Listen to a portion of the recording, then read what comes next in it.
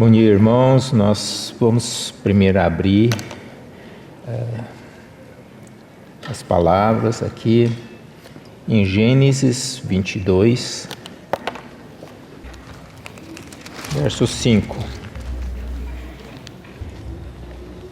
E então disse a seus servos: esperai aqui com o jumento, eu e o rapaz iremos até lá.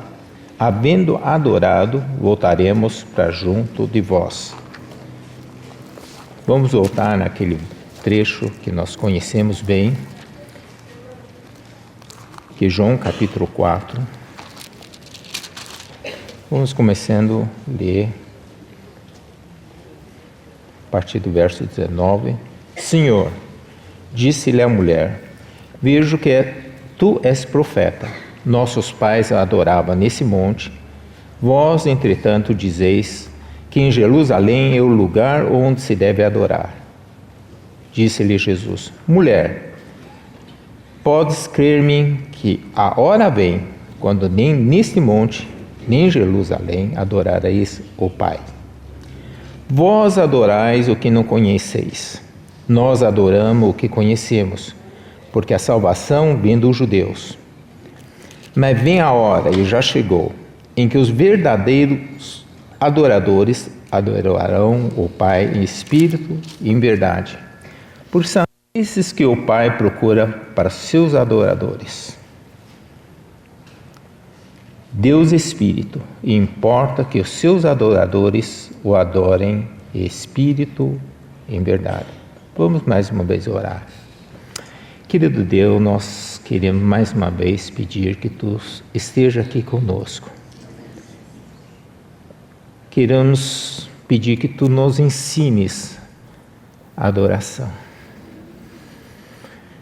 Pai, mais uma vez pedimos a Tua unção, pedimos o Teu caminho para nós, porque Tu sabes que nós não conhecemos esse assunto. Pai, esperamos como a Maria diante dos pés do nosso Senhor. Queremos ouvir o que o Senhor quer nos falar no dia de hoje. Entregamos esse momento nas Tuas mãos, em nome do nosso Senhor Jesus. Amém. O que nós queremos falar hoje é meio, eu diria até um pouco repetitivo em vários sentidos, que nós já tivemos muitos irmãos compartilhando conosco aqui sobre essa questão de adoração. Na verdade, ao ler esse trecho, teve várias coisas que veio à minha mente, né? E que nós estamos aqui com várias palavras relativas ao tema central do nosso encontro aqui. Primeiro nós vimos a mulher samaritana interagindo com o nosso Senhor Jesus e, de certa forma, ela tocou num assunto muito profundo, como nós temos conversado aqui. E eu queria destacar apenas poucas palavras. Aqui nós falamos sobre o assunto principal, que é a adoração. E que o Senhor procura adoradores que o adorem em espírito e em verdade. Então, algumas palavras nos chamou a atenção. Primeiro, tema central, adoração. Segundo, essa adoração acontece em espírito e em verdade. Terceiro, o Senhor busca adoradores. Então eu fiquei com o encargo mais voltado para falar dos aspectos práticos, que é falar sobre adoradores. Nós vamos tentar, por meio da palavra, ver quais são os adoradores e como nós exemplificamos, como nós vamos conhecer esses aspectos de adoração por meio dos adoradores. Então eu fiquei mais encarregado do lado mais prático, né? Não sei se é tão prático assim, né? Mas espero que seja, né? Nós vamos dar exemplos e que nós possamos ter esses exemplos para a nossa vida. Então vou tentar trazer muita coisa talvez do cotidiano, daquilo que aconteceu naquela época.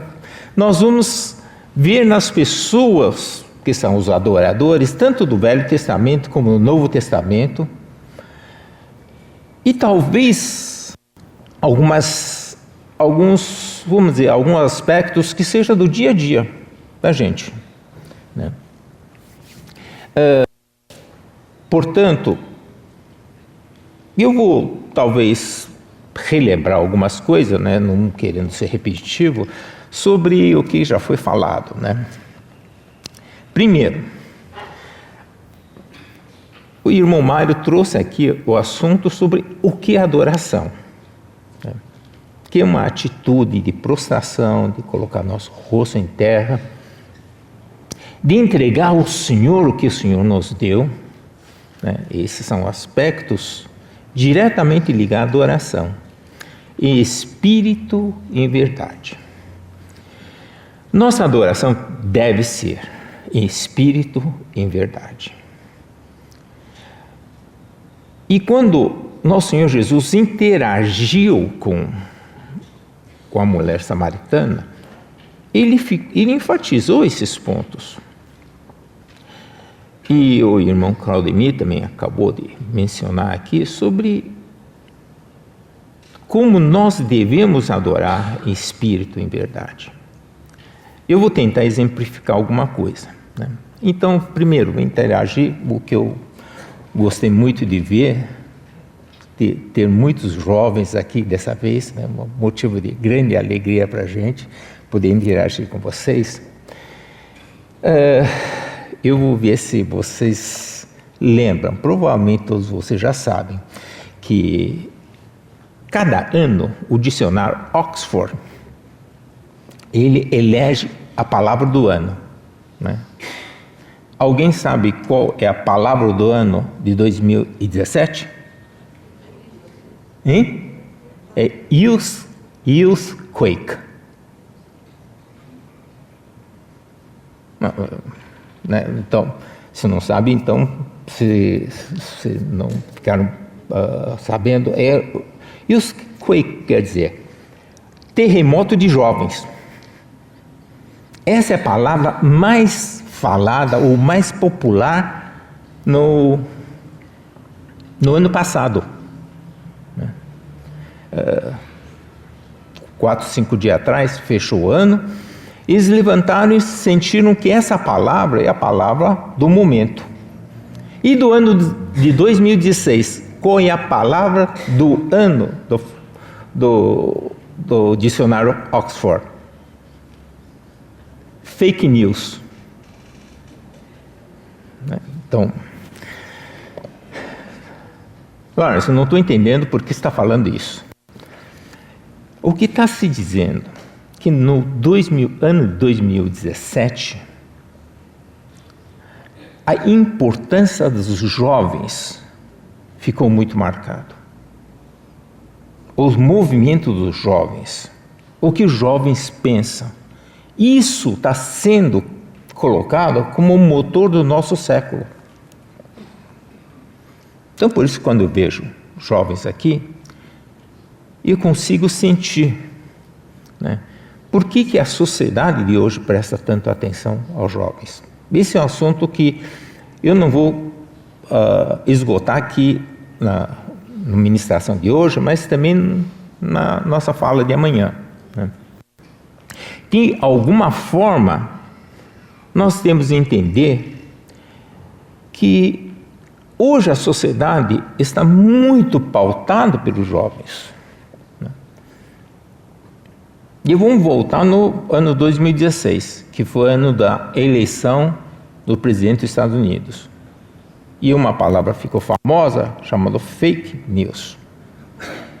O que significa fake news? Significa notícias falsas, ou não verdadeiras. Por que eu trouxe isso? Porque espírito da nossa época é pautada por espírito falso.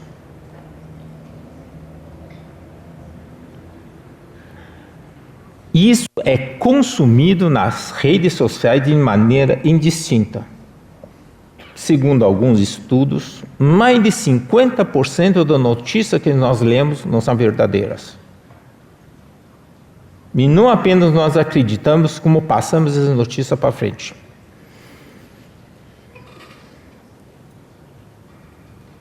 Como Pôncio Pilato perguntou, o que é a verdade? Olha, desse tempo de Jesus, eles tinham essa dúvida, o que é a verdade? Por isso, adorar o Senhor em espírito e em verdade não é trivial. Primeiro, nós temos de entender o que é espírito e o que é verdade.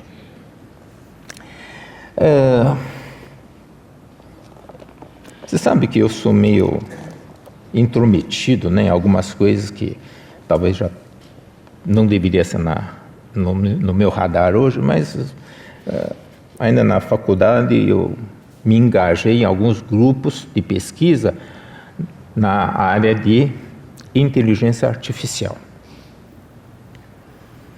Quando a gente fala verdade, a verdade, se você entra no dicionário de antônimos, vai ver que a verdade, ela pode ser traduzido, o antônimo dele seria falso, ou fake, né, em inglês. Ou ele pode ser imaginário, né, que não é real. A palavra verdade, no original, ele tem mais, puxa mais no sentido, não do verdadeiro falso, mas do real imaginário. O que é real, o que não é real. O que é verdadeiro e o que é imaginário. Eu diria mais uma palavra que nós não achamos tão negativo. O que é verdadeiro em contraposição ao que é artificial. Você sabe que nós temos um certo, assim, um problema com relação ao falso, né? Ninguém gosta de falso, né? Um produto pirata, né? Made in China. Meio assim, né? Bom, eu sou de China, né? Fazer o quê, né? Como eu diria, um cartaz que eu ganhei, né? Fabricado nos anos 40, né? Todas as peças originais, pouco gasto, né? Mas continua sendo fabricado na China, né? Mas a gente não gosta de coisas piratas. Nós não gostamos de coisas falsas. Mas por incrível que pareça, nós aceitamos muito bem o que é artificial.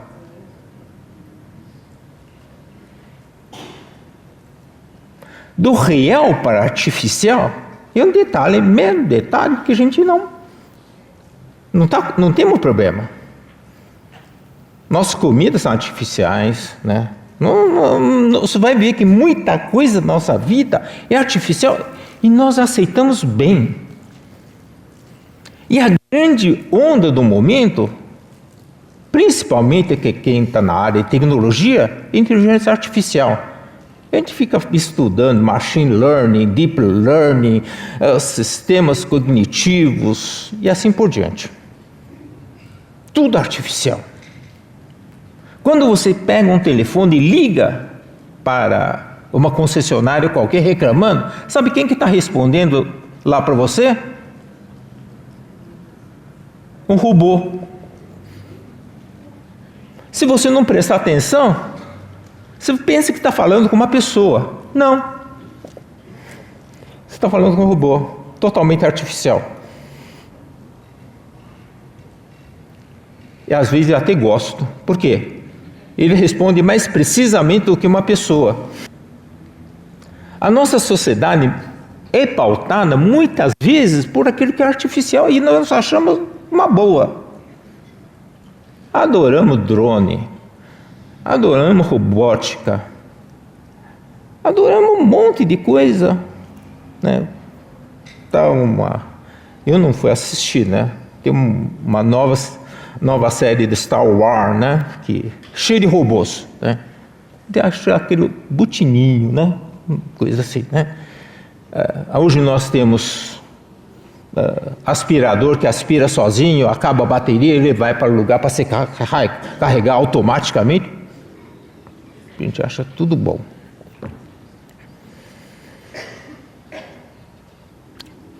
Esse é um problema.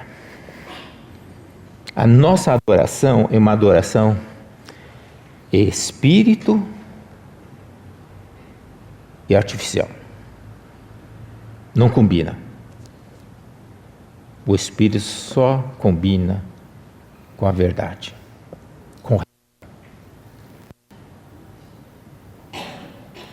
Nós aceitamos a artificialidade. Nós aceitamos aquilo que não é real. Por quê? Porque facilita nossas vidas. Ontem à noite, quando a irmã Dena disse que sobre a Bíblia, né? Essas Bíblias grandes, né? Para mim é bom porque letra é grande, né? Porque senão não enxergo. Mas ao mesmo lado, né? A gente põe um tablet, né? Nos ajuda. Muitas das artificialidades nos ajudam. Eu sou um vidrado nessas coisas. Não pode aparecer um celular novo que eu não vou estudar. Mas nós temos que saber, essas coisas são artificiais. A nossa vida não pode estar assentada sobre artificialidade. E por isso, nossa adoração, quando o Senhor Jesus disse, Espírito em verdade. Esse está sendo o grande problema dos estudiosos de inteligência artificial. Ele consegue reproduzir muitas coisas, inclusive emoções. Mas eles não conseguem reproduzir intuição, consciência, nem comunhão, que são as características do Espírito. Nunca foi tão importante como agora de entendermos a tricotomia. Aquelas pessoas que acreditam que alma e espírito não faz diferença, na era da inteligência artificial, passa a ter um grande problema. Porque a inteligência artificial substitui muita coisa da alma. Eles conseguem até tomar decisões, que é a parte da vontade. Mas não substitui e não substituirá nunca o espírito. Parece que desde aquela época, o Senhor Jesus sabia que a adoração tem que ser via espírito. Essa é a característica do ser humano. E quando eu vou conversar com meus pais de pesquisa, eles não acreditam. Claro, são ateus, não acreditam. Tem gente até tem dúvida se acredita em alma. Quanto mais espírito.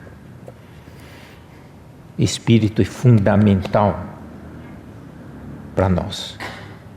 E o Senhor colocou espírito no homem como sendo o órgão com capacidade de ter comunhão e adoração a Ele. Por isso, adoração, espírito em verdade é tema central da humanidade, da criação do homem.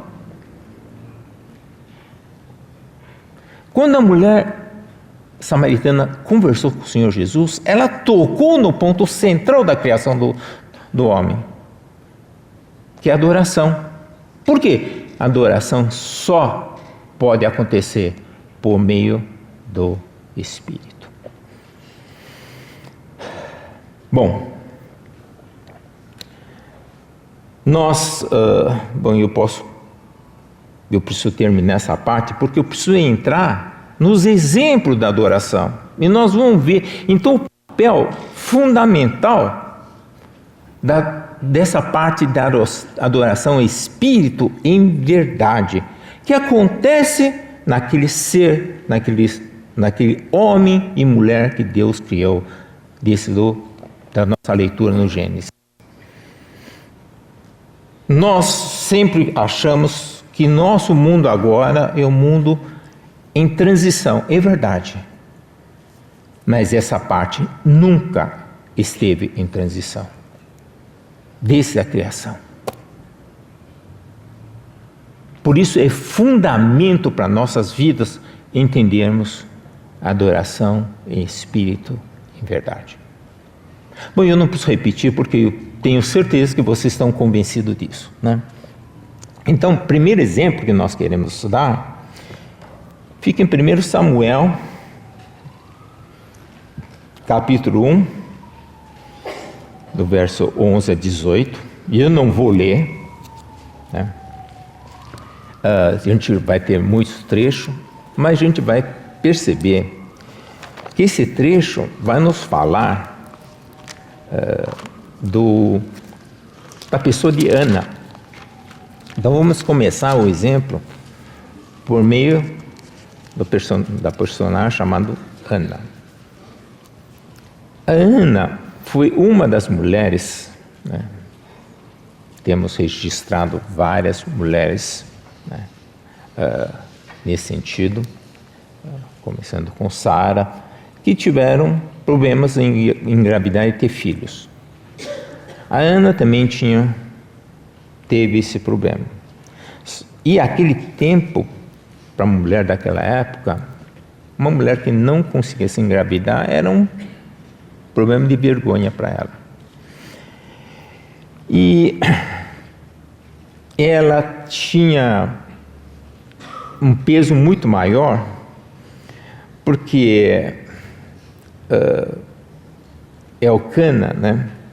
Ele tinha uma outra mulher que era rival da Ana, que ficava perturbando a Ana toda hora. Você não tem filho, você não tem filho.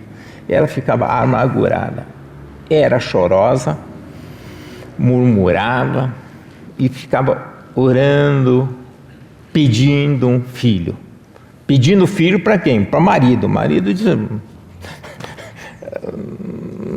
você sabe, eu te amo, você sabe, eu não sou melhor do que filho. Ela não concordava com isso. Ela foi orando. E um dia ela foi no templo. Ela teve um lampejo. Ela entendeu por que o pedido dela não estava sendo atendido. Porque ela estava pedindo um filho para resolver um problema dela. Ela tinha um problema. Ela queria resolver o problema por meio do filho. Então, ela queria um filho para ela. E para também mostrar para o outro: tá vendo? Eu tenho um filho. Para resolver o problema dela. Ela entendeu que ela é um instrumento do Senhor. E a oração dela mudou. Ela não pediu mais filho para si. Ela pediu um filho para o Senhor. Ela entendeu que o Senhor precisava do filho, não ela. Ela colocou essa oração, que esse filho seria para o Senhor.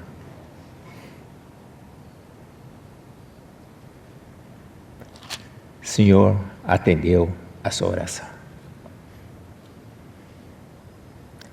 Não foi pouca coisa.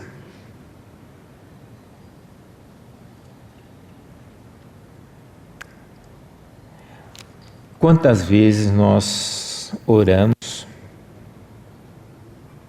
para o Senhor?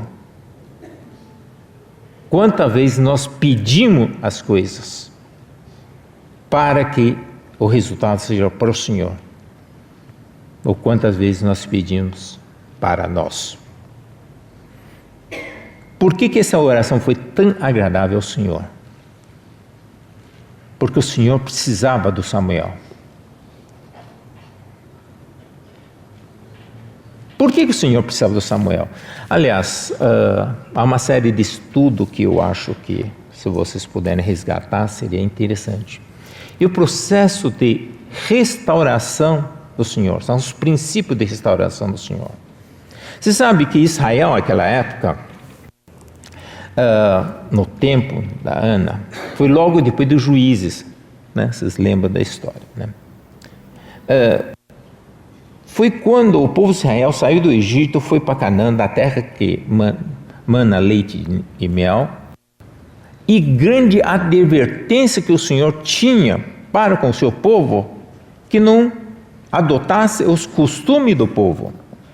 Qual é o principal problema do costume do povo? Adoração a ídolos.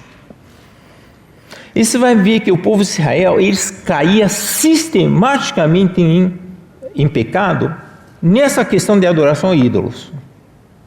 E toda vez que eles caíam, o que acontecia? Eles eram cativos. O Senhor levantava juízes, mas ele caía de novo. Caía.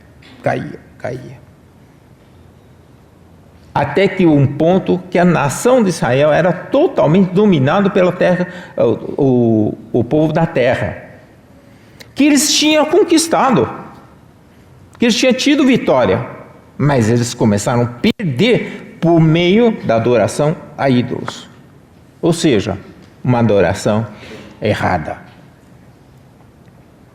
E o Senhor começa um processo de restauração. Como é que o Senhor restaurou? Primeiro, o Senhor quis mostrar que a restauração é baseada na graça do Senhor. Nenhuma restauração parte de nós, parte do Senhor. E quem representa a graça do Senhor? Então essa série de estudos mostra. A graça do Senhor é representada pela pessoa da Ruth. A Ruth era uma mulher moabita, como o Mário tinha citado. Ela, depois, no final da história, não vamos falar da história, no final da história, casou com Boaz e teve como filho Obed, que foi pai do Jessé, que foi pai do Davi. O Senhor ia restaurar o seu reino por meio de Davi. Mas precisava da Ruth. Era a graça do Senhor. Só que não bastava essa graça. Ele precisava que nós reconheçamos que Ele que está fazendo o trabalho. Para tanto, Ele precisa que nós oremos. Então, o segundo passo da restauração é a oração. Você quer restaurar qualquer coisa que estivesse ruim? Mas como é que eu faço? Ore. O Senhor vai fazer. Por quê? Oração nada mais do que um reconhecimento da nossa incapacidade perante Ele. A gente reconhece que o Senhor que vai fazer. E a Ana trouxe Samuel. Samuel representa revelação. Não basta nos ter a graça do Senhor, a oração, nós precisamos receber revelação. E o Senhor falava diretamente com Samuel. Samuel, desse pequeno, soube distinguir entre a voz de Deus e a voz dos homens. Depois, quando nós pretendemos falar sobre Davi, Jessé apresentou um monte de filhos. Está aqui os meus filhos. Samuel, conversando com o Senhor, não é nada, nenhum desses, viu? Pode pedir outro. Tem mais um filho que eu preciso trazer. Samuel tinha discernimento sobre o que Deus quer. Para restauração, qualquer restauração, é necessário a revelação do Senhor. E a revelação trouxe a realidade que o rei Davi, ele representa, nesse instante, a soma do desejo do Senhor. E homem segundo o coração de Deus. A gente vai falar um pouco mais na frente. Ele uniu o povo de Israel. Então, com Israel unido, o Senhor pôde trazer a centralidade dele para Jerusalém. Aqui que é o ponto quando a mulher samaritana perguntou sobre. E nesse monte, no Jerusalém. Então se vê que não é por acaso. Então Davi, ele realmente reuniu o povo em Jerusalém. Ele trouxe a centralidade da vontade do Senhor lá. E o Davi um desejo de construir o templo. Mas o Senhor disse, você não. Mas seu filho o fará. Davi preparou tudo. E o Salomão o fez. Foi o trecho que o irmão Mário leu ontem. Fica em 2 Crônicas 7. Eu acho que vale a pena ler isso. 2 Crônicas, capítulo 7. Vou começar com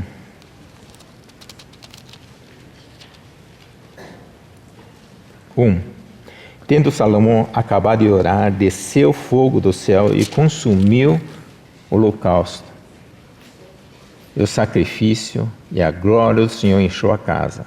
O sacerdote não podia entrar na casa do Senhor, porque a glória do Senhor tinha enchido a casa do Senhor.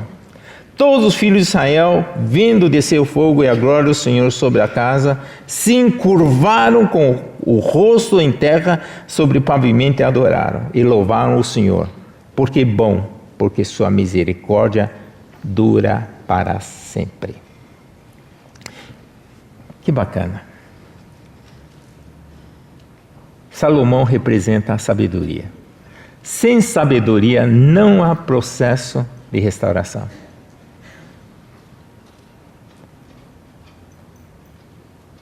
E o templo do Senhor foi restaurado. E a glória do Senhor encheu a casa. Ao ponto do sacerdote não conseguir entrar em casa.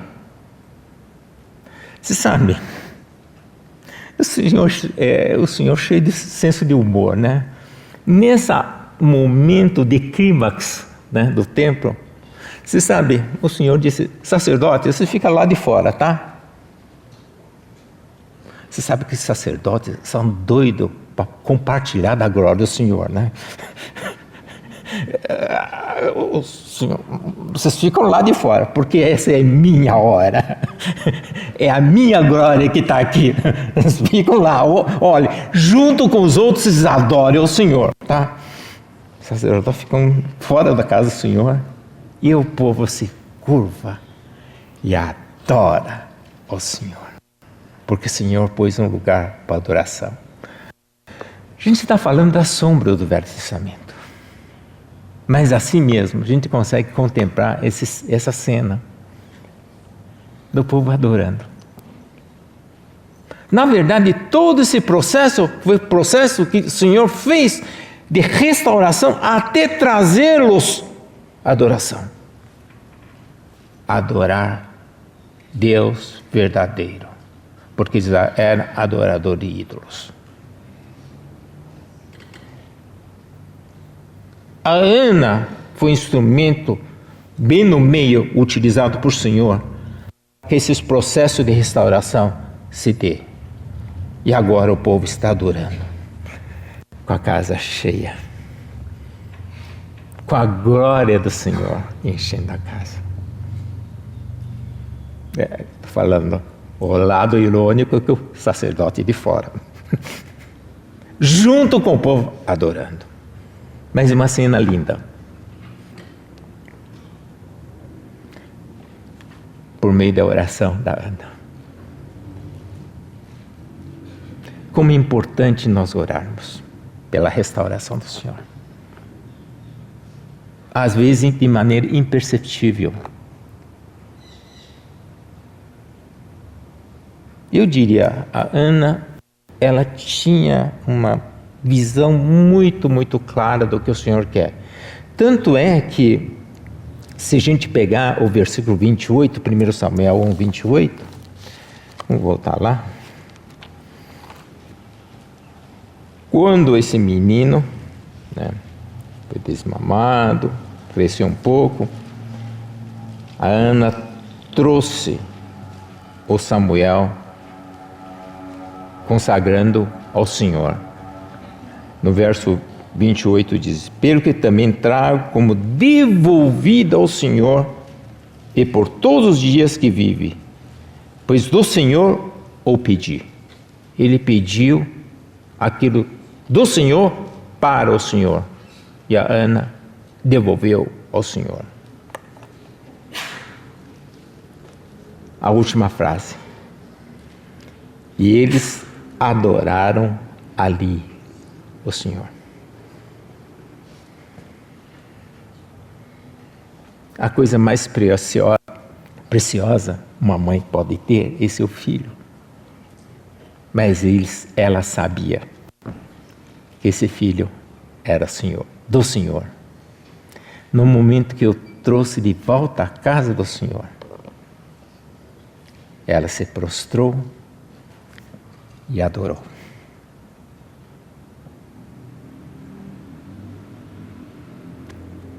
Essa é uma verdadeira adoração. Então, se nós queremos entender o que é adoração, aqui está um exemplo. Quando a gente devolve assim ao Senhor aquilo que nos deu para cuidar, mas a finalidade última é devolver como adoração ao Senhor. Amém? Vamos para o segundo exemplo.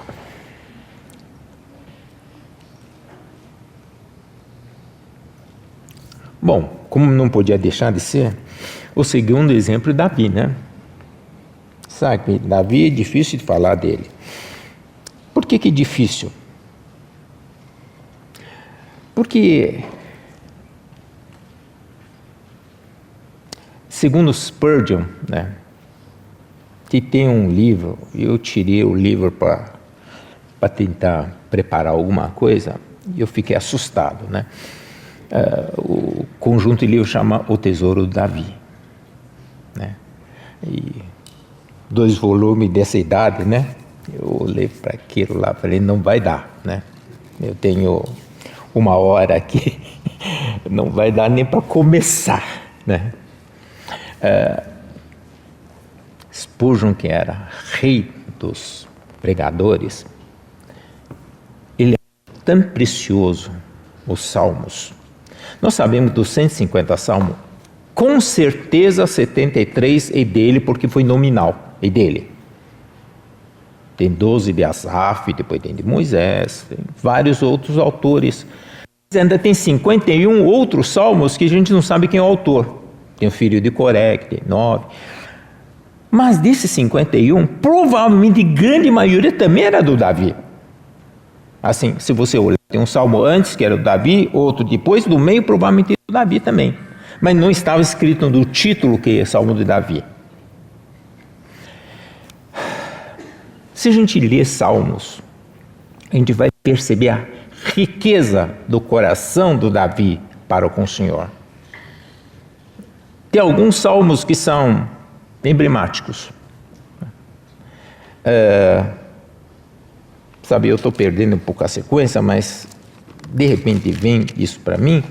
A gente se pega, por exemplo, Salmo 19. Eu não canso de ler Salmo 19, né?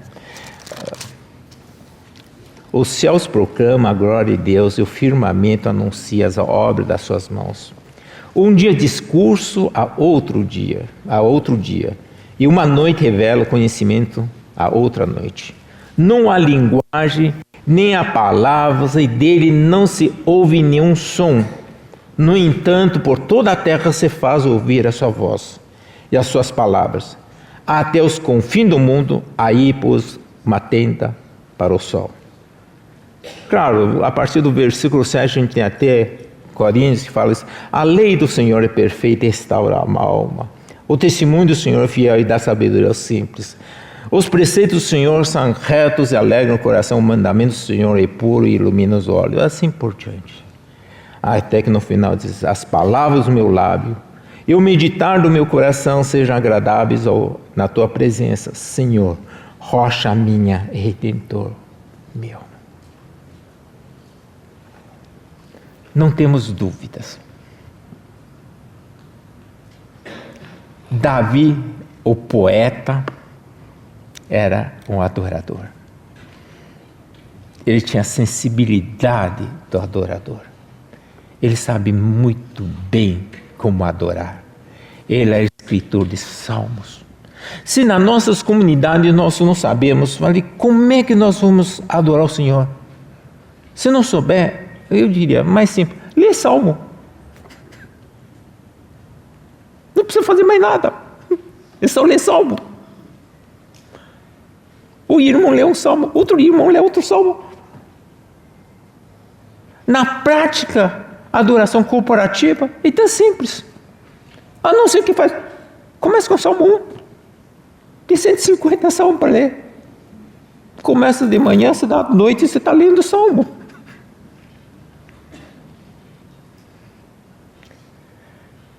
Teve uma época, mas quando eu era jovem, né?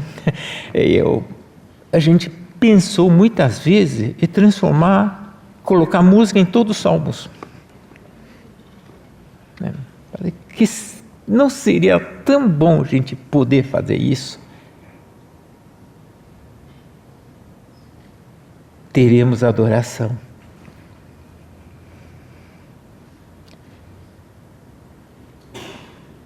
Esse foi, eu diria, uma obra-prima que Davi nos deixou.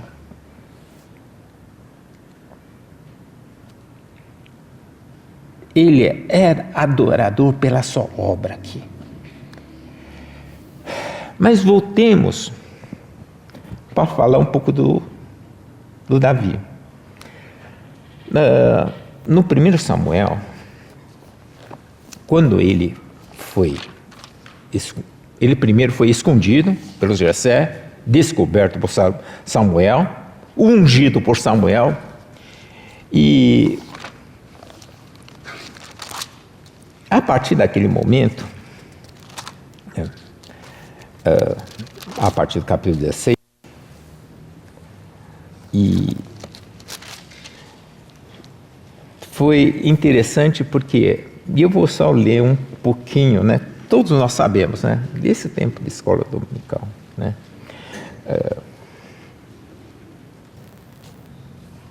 Verso 12. Então mandou chamá-lo e fê-lo entrar. Era ele ruivo, de belos olhos e de boa aparência. Disse o Senhor, levanta-te e unge-o, pois esse é ele. Pois esse é ele. Ele quem? O rei. Para substituir Saul. E Samuel ungiu. Logo depois, tendo-se retirado de Saul o Espírito do Senhor, da parte desse, o espírito maligno o atormentava. Então os servos do Saul lhe disseram, eis que agora um espírito maligno enviado a Deus te atormenta. Manda, pois, Senhor nosso, que teus servos que estão na tua presença busquem um homem que saiba tocar harpa. E será que quando o espírito maligno da parte do Senhor vier sobre ti, então ele a dirá lá e se achará melhor. Disse Saul aos seus servos, buscai-me, pois um homem que saiba tocar bem, e trazei-mo. Então respondeu um dos moços, disse: conheço um filho de Jessé, o belemita, que sabe tocar, é forte, valente, homem de guerra, sisudo em a palavra e de boa aparência. E o Senhor é com ele. Eles estão descrevendo quem? Davi. Você sabe, no dia de hoje, com todas essas características, ele seria uma celebridade. Seria ator principal global. Tudo de bom. Forte, homem de guerra, boa aparência, uso de palavras, sabe falar, toca bem instrumento, poeta, como nós vimos.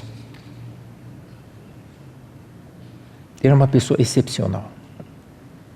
Do ponto de vista humano, era impecável.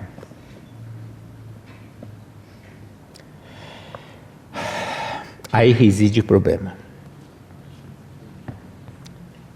Quando nós encontramos homem perfeito, ou quase perfeito. Ele tem de tudo. Uma coisa que talvez eu queria falar, não sei se vou ter tempo, mas ia falar amanhã, é sobre instrumentos, sobre música. Você sabe, nós adoramos o Senhor em espírito e em verdade, mas também com nossa alma e corpo. E música, definitivamente, talvez seja a parte que mais atrai jovem.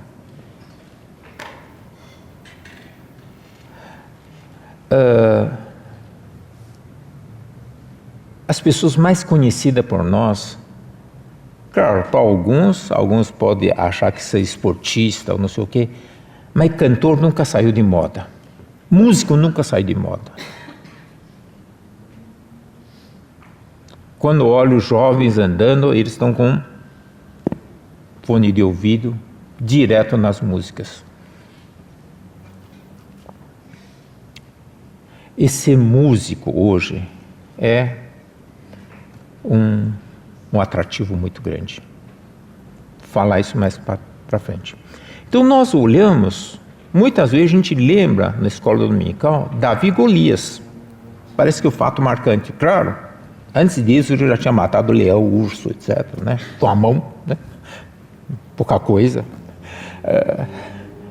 Mas era um homem sensível, bonito, toca bem instrumento.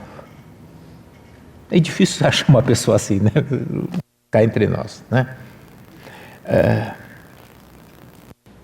Mas a maior sensibilidade dele era conseguir ouvir do Senhor.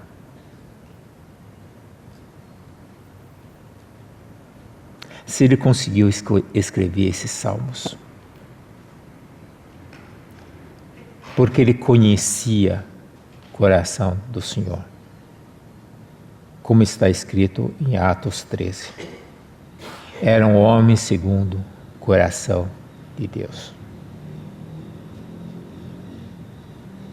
Sem essa característica, o resto não vale nada. Porque vocês vão ver que o Saul era também um homem assim. Absalão também era um homem assim. Mas Davi se destacava. Por quê? Ele tinha coração segundo o nosso Senhor.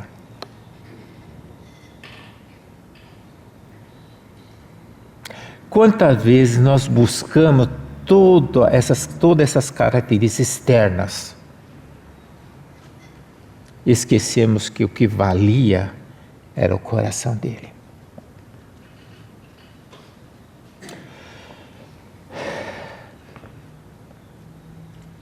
Na verdade, no começo, ele foi tão perfeito, que chegou um momento que ele deu uma pisada no tomate. Quando ele esteve no caverna junto com Saul, ele não queria matar o Saul. Mas pensou, sabe de uma coisa? Vou dar uma lição no do Saul, vou cortar um pedaço do veste dele, né? Só para saber quem que eu sou, tá? Mas ele sentiu mal com isso também. Ele percebeu que ele não devia ter feito. Ele é levantado até a sua espada contra a veste só do Saul.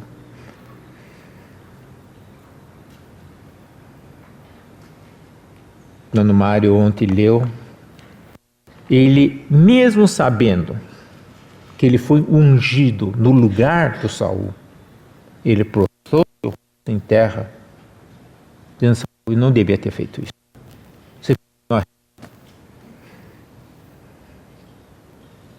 Nós vemos quão bom era esse coração dele.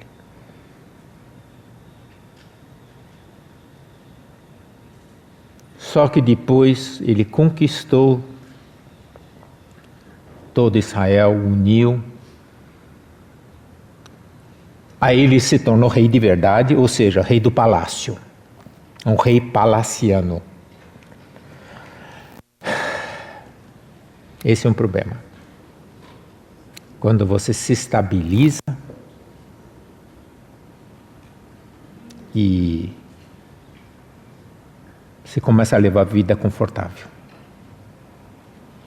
A palavra diz, ele levanta de tarde não é momento de levantar, né? Ele levantou de tarde. Ele levantou de tarde e viu uma mulher se banhando. O resto da história nós conhecemos. Foi o grande pecado do Davi. Davi pecou. De uma maneira absurda.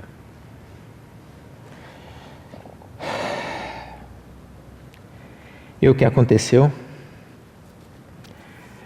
Em Samuel, 2 Samuel 12,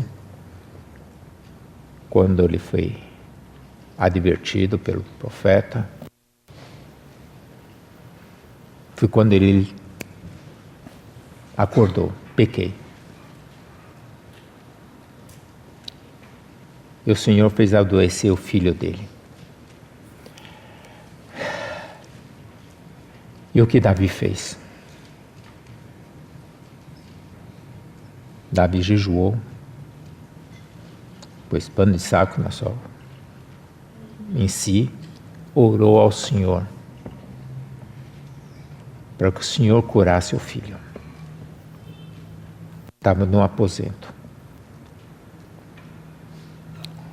Entra o servo e diz a Davi,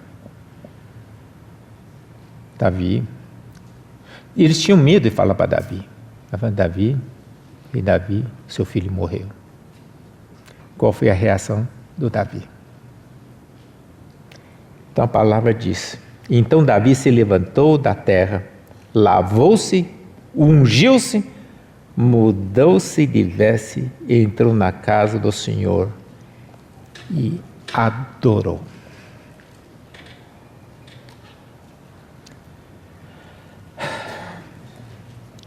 Eu brinquei lá na conferência de novembro, lá em Joinville, né? Eu disse que fiz uma brincadeira lá, quem estava lá sabia.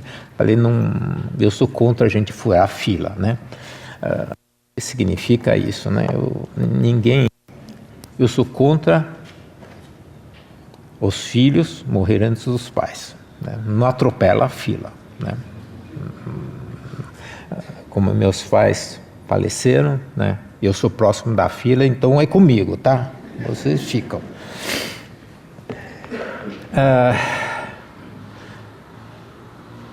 Por quê? Porque dor de perda de filho é inimaginável. Embora eu não tenha perdido filho, mas minha irmã perdeu, eu compartilhei do sofrimento.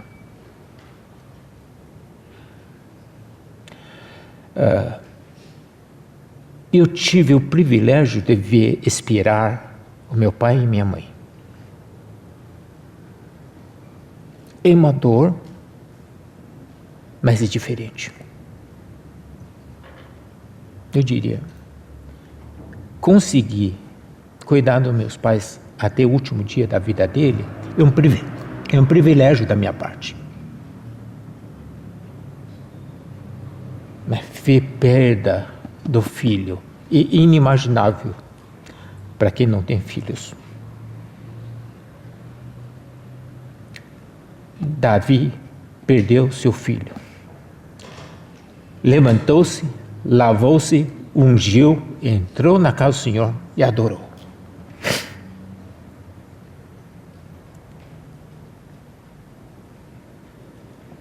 Por quê? Porque ele sabia que um castigo que o Senhor lhe deu e que ele é merecedor.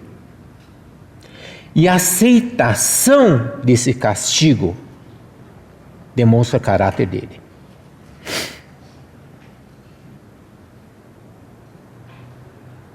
Isso é adoração. A adoração é quando você aceita aquilo que vem do Senhor e você sabe que você é merecedor daquilo. E às vezes nós revoltamos, até quando nós somos responsáveis.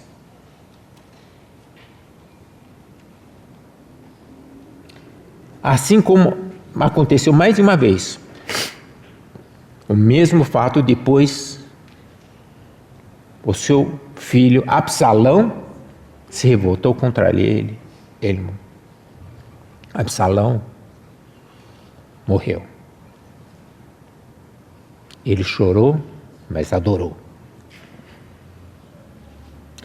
Sabe, quantos de nós somos capazes de aceitar a mão disciplinadora do Senhor e adorar o Senhor na sua disciplina?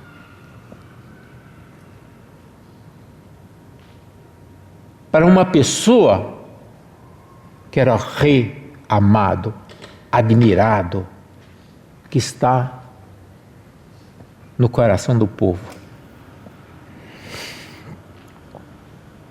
Davi não era perfeito, mas era adorador. Nenhum de nós somos perfeitos, mas graças a Deus nós podemos ser adoradores.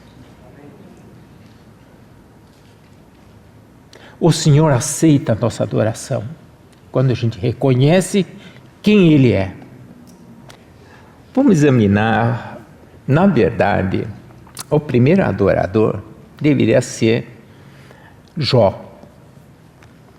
Porque Jó foi do tempo de patriarcas, né? Tempo do patriarca, quer dizer, seria mais ou menos tempo do Abraão, mas cronologicamente talvez o livro do Jó fosse o primeiro. O Jó era uma pessoa peculiar também, né? Olha só, temos essas pessoas peculiares, né? Que bom, né? Então, se a gente abrir o livro de Jó, a gente vai perceber que Jó, ele era uma pessoa assim, como eu diria também, né? De novo, né? Como um senhor, né? Era tudo de bom, né? Ele tinha filhos, filhas, tinha riqueza no capítulo de Jó, né? No verso 5,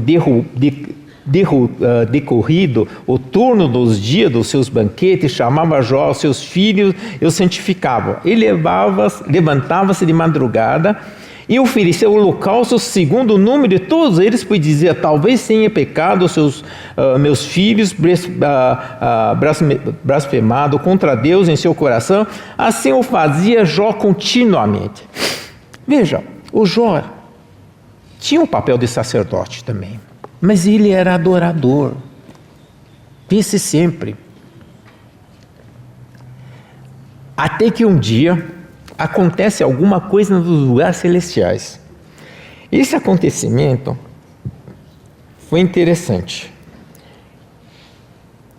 Então perguntou, no verso 7, então perguntou o Senhor a Satanás: de onde vens? Satanás respondeu ao Senhor e disse: de rodear a terra e passear por ela. Perguntou ainda o Senhor a Satanás: observaste o meu servo Jó, porque ninguém há na terra semelhante a ele, homem íntegro e reto, temente a Deus e que se desvia do mal. Né?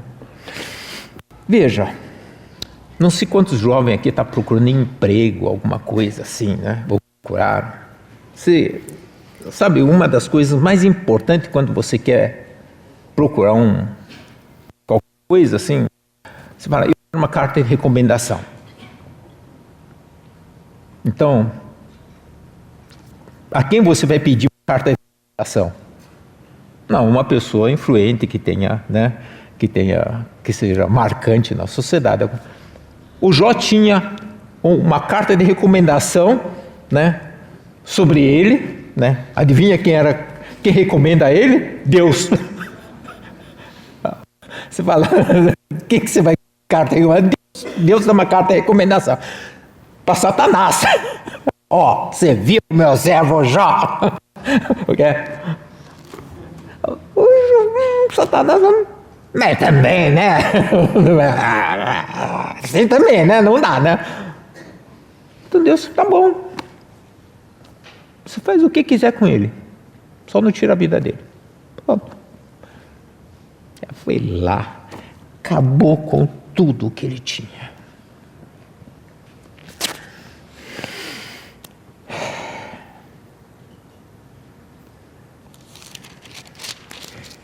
O pior, né? Ele foi assim, primeira onda, né?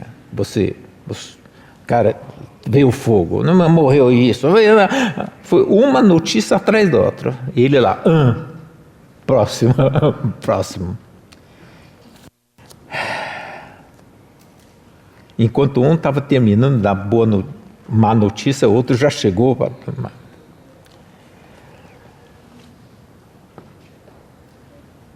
Verso 20. Então Jó se levantou, rasgou seu manto, rapou a cabeça, ele lançou em terra e adorou. Depois de ter acontecido tudo isso. E disse: nu saí do ventre da minha mãe e nu voltarei. Senhor o deu e o Senhor o tomou. Bendito seja o nome do Senhor. Oh, que vitória!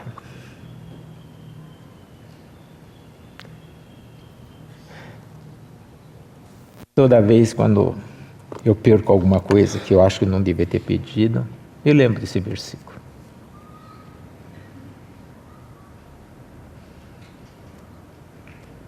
No sair do ventre da minha mãe, não voltarei.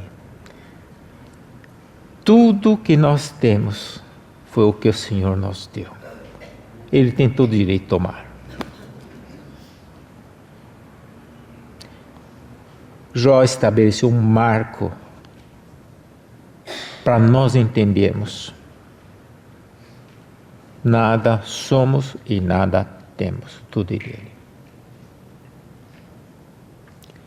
Bendito seja o nome do Senhor. Nessa hora, a adoração foi um alívio para ele. Você sabe que a adoração é muito bom. A adoração tira a nossa autocentralidade. Sabe por que você sofre? Porque você está centrado em você.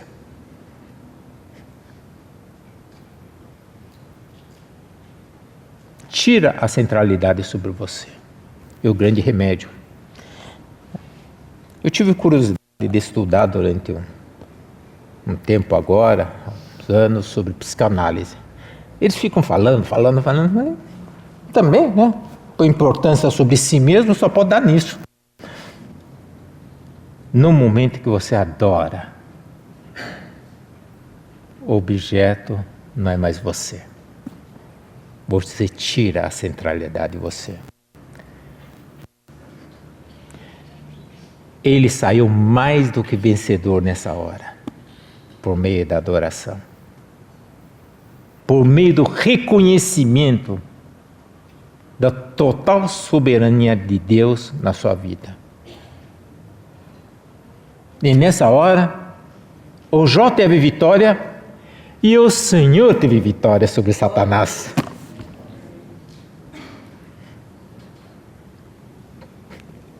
Mais uma vez o Senhor chega para Satanás e diz: está vendo?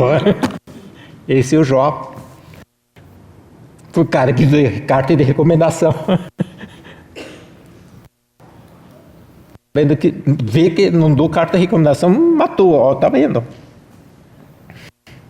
O segundo round foi um pouco mais difícil. Esse primeiro capítulo de Jó, só o primeiro round, tranquilo.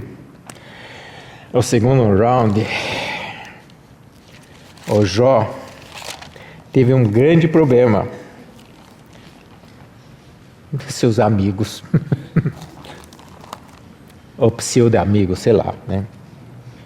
Como se diz? Meu amigo da onça, mas tudo bem. Para encurtar, nós tivemos em julho uma conferência sobre o livro de Jó. Não vou repetir, né? Não tem sentido nenhum. Mas, finalmente, de todas as idas e vais, em que de repente os amigos despertaram no Jó o quê? Autoconsciência. Despertaram nele a autocentralidade. Essa é a pior coisa que podia acontecer. Então, no mundo de hoje, entre os amigos do trabalho, a gente fala: não, esse cara é bom, ele é autocentrado, ele não se abala com a opinião de outro, é autocentrado. É considerado uma qualidade, uma virtude. E por isso que os amigos do Jó ficam provocando essa parte dele. Olha para dentro de você, olha para... Sabe, quanto mais olha para dentro de você, pior fica a gente.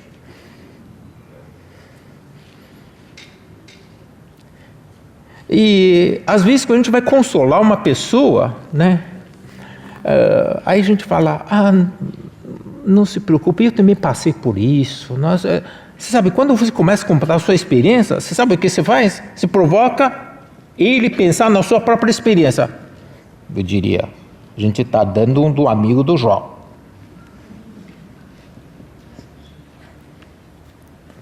Nunca vamos curar a coisa dele. Por quê? Estamos trazendo o foco para dentro dele. E depois que entra, não sai.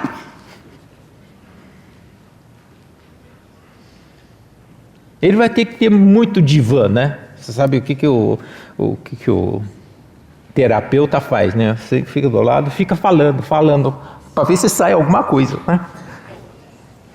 Para ver se sai alguma. Então, até que o momento que o Senhor se apresenta a ele. Quando o Senhor se apresenta a ele, de novo, ele percebeu que o foco volta ao Senhor. Aleluia. Foco sempre é voltado ao Senhor. E nesse momento,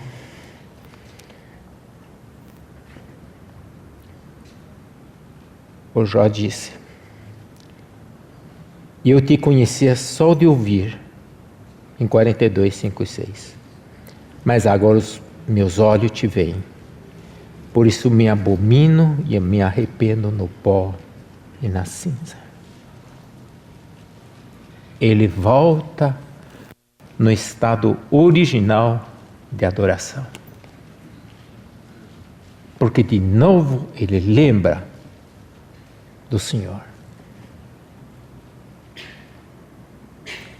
Que o Senhor nos colocou aqui na terra não para focar em nós mesmos, mas para focar nele. Eu diria, a maioria das doenças que nós temos hoje na sociedade é psicossomática. Haja Prozac, haja remédio, né, para essas doenças de depressão. Em grande maioria dos casos, as doenças é porque nós começamos a focar em nós mesmos. Sabe, a adoração, ele tem uma contraindicação.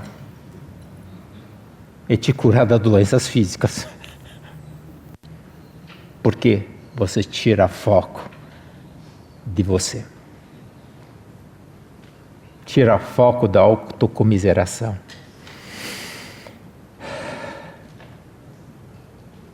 E você pode dizer, Senhor, estou te conhecendo mais. Eu sei quem o Senhor é. O Senhor Altíssimo, tudo te pertence. Aliás, até os problemas. Como é bom a gente adorar. Adoremos a Ele. Querido Pai, mais uma vez nós queremos nos prostrar perante Ti. Nós queremos ter uma vida que Te agrada. Nós queremos ter uma vida de adoradores. Pai, obrigado porque o Senhor nos providenciou pessoa do Senhor Jesus Cristo, para que por meio dele nós possamos Te conhecer, saber da Tua preocupação para conosco. Mas acima de tudo, o Senhor nos salva de nós mesmos, da nossa carnalidade, da nossa autoconsideração, Pai. E querendo Te louvar, Te agradecer por isso. Pai, mais uma vez nós queremos nos prostrar com nossos rostos na terra. Pai, faça-nos verdadeiros adoradores. Queremos colocar isso diante de Ti. Nos guarde no resto do dia, resto da conferência. Em nome do nosso Senhor Jesus Cristo. Amém.